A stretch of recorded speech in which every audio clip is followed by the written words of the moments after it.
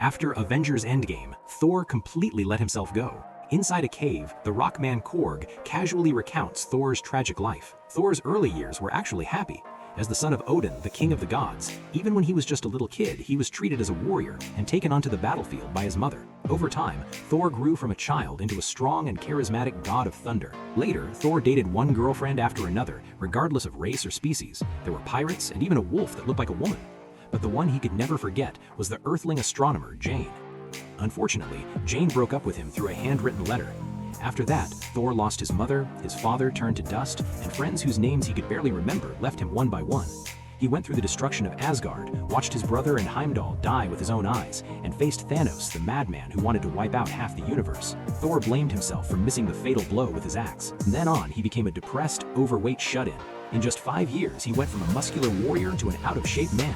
Thankfully, with the company of his companions, Thor finally pulled himself together and began training like crazy. But even after slimming down, Thor still carried a hint of greasiness and never truly regained his inner strength. Tired of endless wars, he buried Stormbreaker in the ground and spent his days sitting beneath a great tree, pondering life. Only when someone needed him would he pull Stormbreaker from the earth, mount his storm broom, and return to the battlefield.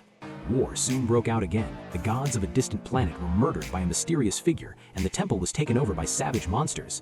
The king hired the Guardians of the Galaxy to fight the invaders and reclaim the temple. Thor stood atop a rock and delivered a passionate speech, then ripped off his robe, reclaimed Stormbreaker, and entered full god mode. Charged forward, cutting down enemies one after another. The swarming monsters couldn't hurt him at all. Encouraged by the Guardians' looks, Thor unleashed his final lightning strike with too much force. As the battle ended, the temple collapsed. The king looked embarrassed, but victory was still theirs.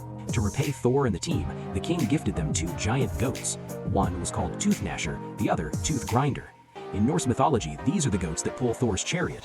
As they prepared to leave, Groot received numerous distress signals. All of them reported that their gods had been killed by someone known as the God Butcher. Among the messages, Thor saw a plea for help from his old friend Sif.